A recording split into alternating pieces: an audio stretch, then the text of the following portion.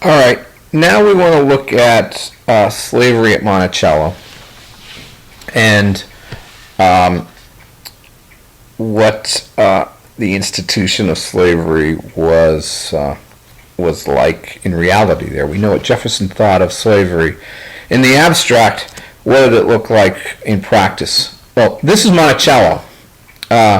Monticello's Jefferson Homes, I talked about before, Little Mountain. It's outside of Charlottesville, Virginia. It's a moderate climate. It's in a beautiful spot. It really was a little slice of heaven as far as Jefferson was concerned. And Jefferson, one of his many intellectual interests was architecture. And Jefferson spent much of his life remodeling Monticello and trying to make it refine it as his dream home. And he had many, many ideas, and he incorporated them all into the building, and there it is. One of the things that he did was separate the working house from the gracious home. And the way he did that, now these places required all kinds of labor, and as a plantation house, all sorts of work areas and work rooms. And what he did was separate them from the main house. If you look on the left of this slide, you can see that there's a kind of walkway to the left with a railing over it, and then underneath that there is a kind of buried area with almost a basement extending from the house with those three little half windows underneath it. This was a kind of sunken U-shaped extension that would extended from either side of the house, and Jefferson called them the dependencies. And this is what they look like a little further out. In these areas were workrooms and slave bedrooms. Sally Hemings's bedroom was apparently one of these underneath the walkway, and then there's that little bitty house almost at the end that was a kind of guest room, or maybe a summer sleeping room too, on hot summer days. Here's another view of the dependencies. Sally Hemings was thought to live in one for much of her life. And here's the plan from above, where you can see he's got slave quarters written on one of them, and then there are these two connecting arms that go to the main house itself. And under those two arms were where most of the workrooms were for the building. Jefferson was also an experimental farmer. This is just off to the left side of the house as you're it's the right side as you're facing it, your left side if you're looking out from the main house. And these were a bunch of gardens. Jefferson also, just below the picture, had an experimental orchard. He was always experimenting with agriculture, though he never made the plantation pay for itself. He was always losing money on it too, which is going to be important to the story later on. But he's a very, very active experimental farmer, and that's still reflected at Monticello. Here's a crop rotation plan. He really was very concerned about how his farm operated. He wasn't some absentee landlord. It wasn't some politician who would just show up once in a while and hang around there. He was always a very active and experimental farmer whenever he was home. Another view of that area. And this was also known as Mulberry Row. And Mulberry Row, which you can see was below the main house physically, a little lower, you couldn't see it from the main house, the lawns were in the way, was the real working street of the plantation. You can see that he had an iron working shop, a smokehouse, dairy, a wash house, storehouses. He had both free white and black skilled workmen along Mulberry Row, and he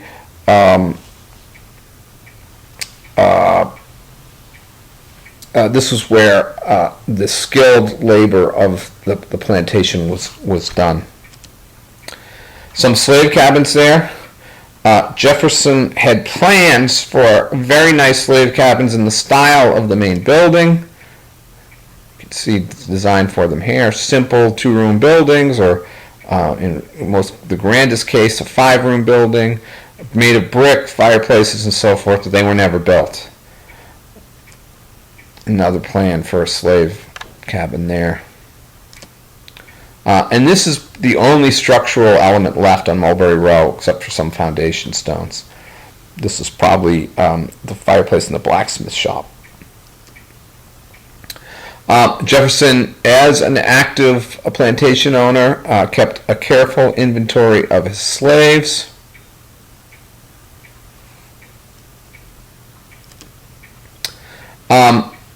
And here's a photograph of one of them, again taken much later. Photography wasn't invented until 20 years after Jefferson's death. So here's the slave Lucy, who was born in Monticello. She was sold in January of 1827. Jefferson's family was in terrible debt. Jefferson himself was in terrible debt. He sold slaves in a previous point in his life when money was very tight. Between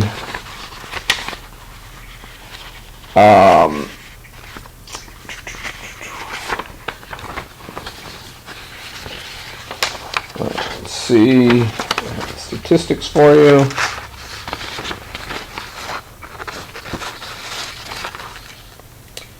Yeah, between 1783 and 1794, he sold off 50 slaves. He owned as many as 200 over the course of his life, sometimes at one point over 200. So Jefferson was perfectly willing to sell slaves to pay for his expensive money-losing house. In 1825, Jefferson's friend Lafayette visited Monticello. Lafayette was French, as you know, and he was touring the United States. He'd come back for a kind of reunion tour of the United States. Jefferson was going to die in 1826. He's quite an elderly man at this point, and the two friends get together for one last visit. Very emotional time.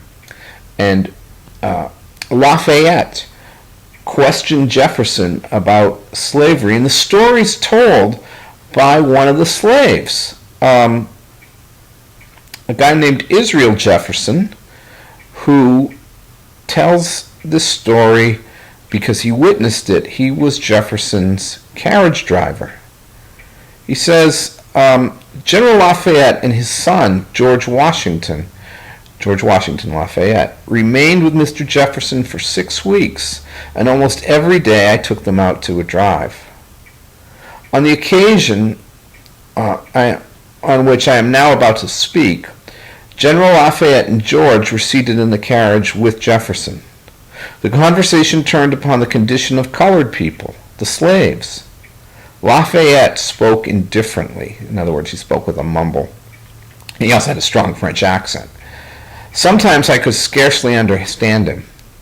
But on this occasion, my ears were eagerly taking in every sound that proceeded from that venerable patriot's mouth. Israel Jefferson loved Lafayette, and here's why. Lafayette remarked that he thought that the slaves ought to be free, that no man could rightly hold ownership in his brother man, that he gave his best services, Lafayette gave his best services to, and spent his money in behalf of, the Americans freely because he felt they were fighting for a great and noble principle, the principle of the freedom of mankind. That instead of all being free, a portion were held in bondage, which seemed to grieve his noble heart, so that it would be mutually beneficial to masters and slaves if the latter were educated, and so on. He loved Lafayette. What does Jefferson say? Well, Jefferson says really what you'd expect him to at this point. Mr. Jefferson replied that he thought the time would come when the slaves would be free, but did not indicate when or in what manner they would get their freedom. That's always the problem with Jefferson. He seemed to think that the time had not then arrived. To the latter proposition of General Lafayette, that the slaves be educated, Mr. Jefferson in part assented. He was in favor of teaching the slaves to learn to read, but to teach them to write would enable them to forge papers when they could no longer be kept in subjugation. And Israel Jefferson concludes, this conversation was very gratifying to me. and I treasured it up in my heart. So Lafayette was a true hero. Well, Jefferson owned slaves his entire life. He bought and sold slaves his entire life, mostly sold, and he ran a plantation his entire life with slaves. So despite his desire to end slavery, in the abstract at least, in his own life, he didn't do anything about it at all. All right, let's talk about Sally's descendants. Sally Hemings's children were freed upon Jefferson's death. John Hemings, Madison, and Eston Hemings were all freed at the time of his death. They're 3 of the 5 slaves that were freed, and Madison and Eston were children of Sally. Sally was not freed, but something very unusual happens. At the time, after 1805 in fact, slaves that were freed in Virginia had to leave the state within 1 year. But that wasn't the case with Madison and Eston.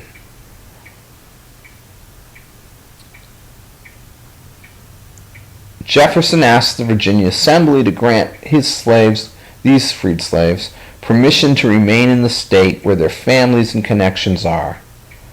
The request was granted as a favor to, Thomas Jefferson. Sally Hemings was not freed, but she was allowed to live with her sons. So again, we get very, very unusual treatment for the Hemings family. Well, after Sally's death, Madison and Eston moved north, and in 1873, Madison Hemings was interviewed by this newspaper in Ohio. He changed his name.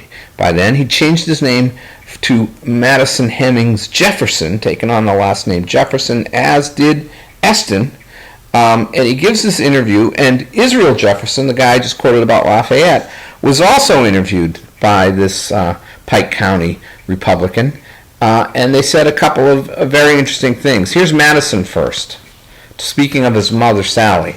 It was her duty all of her life, which I can remember, up to the time of father's death, he's blatantly calling Jefferson father, to take care of his chamber and wardrobe, look after his children, and do such light work as sewing, and provision was made in the will of our father that we should be freed when we arrived at the age of 21 years.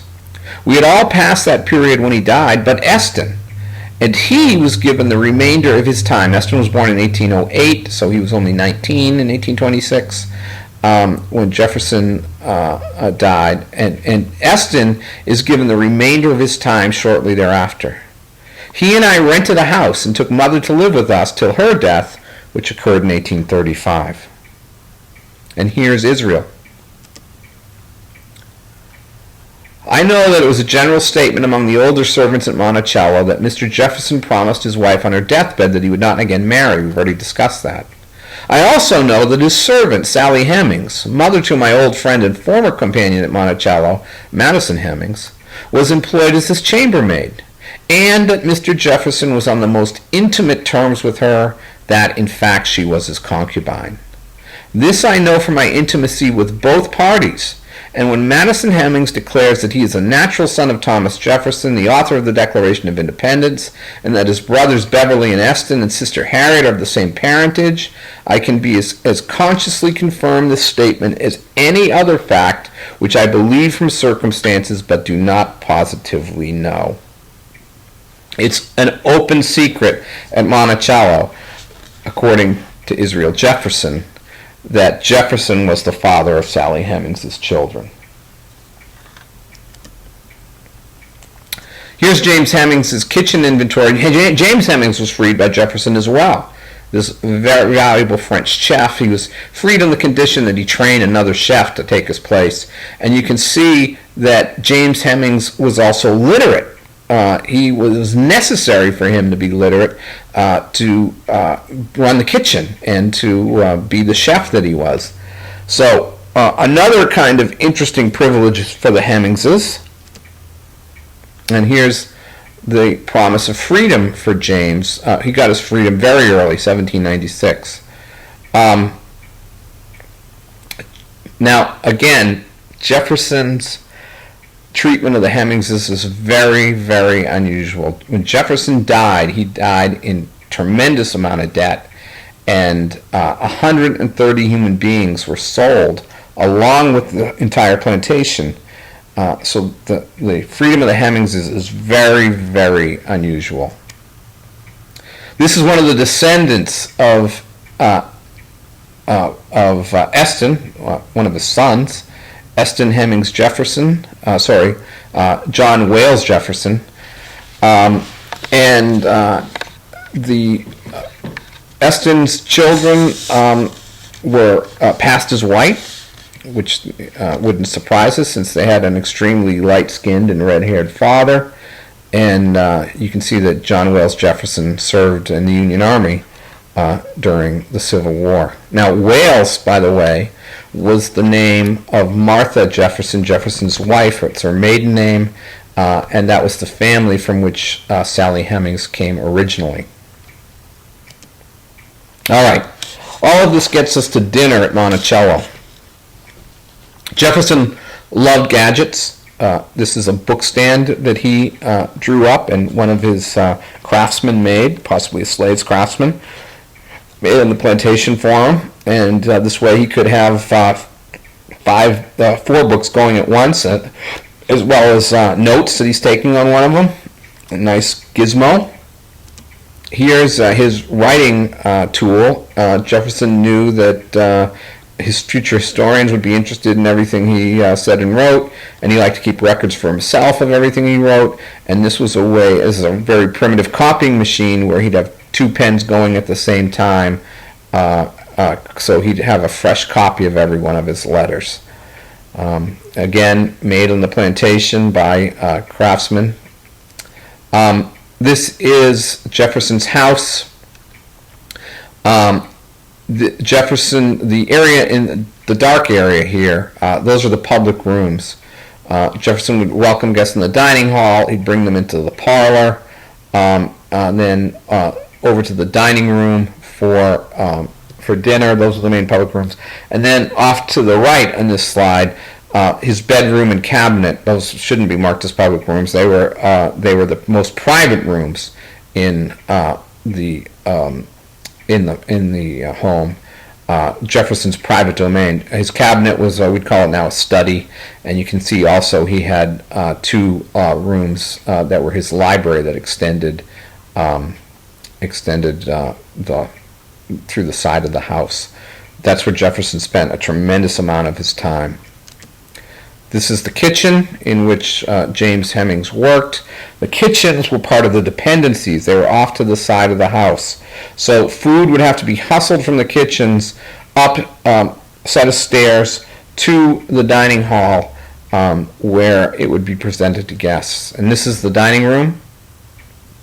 One of Jefferson's favorite aspects of the dining room was the dumbwaiter, which he had built into the fireplace hearth, and this was a special lift, little miniature dumbwaiter for wine bottles. Jefferson had one of the largest wine collections in America. He lived really well. He learned to love French wine, and he had imported a lot of French wine. So Jefferson's living high off the hog, even though he's always in debt.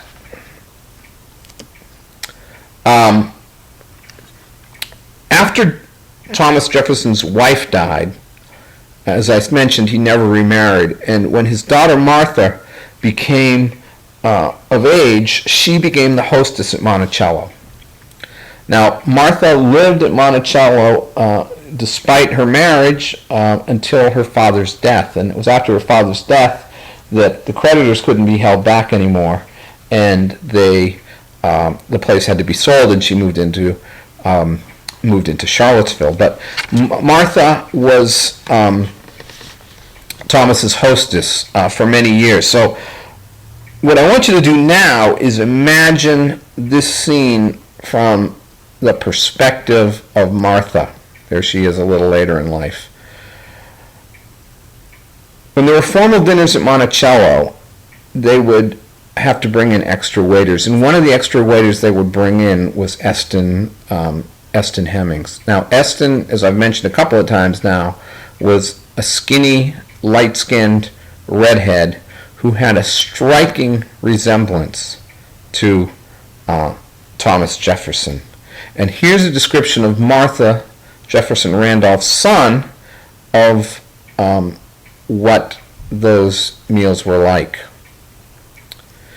He talked about a guest at Jefferson's dining table looking up and seeing the waiter standing behind him being the spitting image of Thomas Jefferson. Standing behind Jefferson probably was either Burl Colbert, the butler, or possibly Sallings Hemmings' sons Madison or Eston. When Jefferson's biographer, Henry Randall, heard Jefferson's grandson tell the story of a young slave standing behind Jefferson who looked exactly like him, he asked, "Why didn't someone have the slave removed from Monticello? Why didn't someone speak to Jefferson?" And Thomas Jefferson Randolph said, we would have never dreamed of approaching him on this topic or talking about it. No one said anything. And that's the secret to life at Monticello. Everybody knew. All the slaves knew. Israel Jefferson said it was common knowledge. All the white people knew. Everybody knew. But no one talked about it. The final thing I want to leave you with is this little family tree. This is Martha Jefferson's, Thomas Jefferson's wife, family tree. So we see on the left there, Martha Wales Jefferson is the descendant of John Wales and Martha Epps. She married Thomas Jefferson, and they had these children. But then on the right, we've got Thomas Hemmings and Thomas Jefferson and Sally Hemmings, and the children that they probably had. Now here's the final element of this puzzle. I told you Sally Hemmings and Martha Wales came to Monticello together from John Wales's household. What I didn't tell you was that Sally Hemmings and Martha Wales were half-sisters. Sally Hemmings' mother, Betty Hemmings, was the concubine of John Wales. So, when Martha Jefferson sat at dinner with Eston Hemmings as the waiter, he was not only her half-brother, probably, he was also her cousin on the other side of the family. In other words, Martha Jefferson, Thomas Eston Hemmings shared 3 grandparents. Everybody knew. Everybody knew. Nobody could say anything. That's what slavery did to the Jefferson family. That's what slavery was doing to America.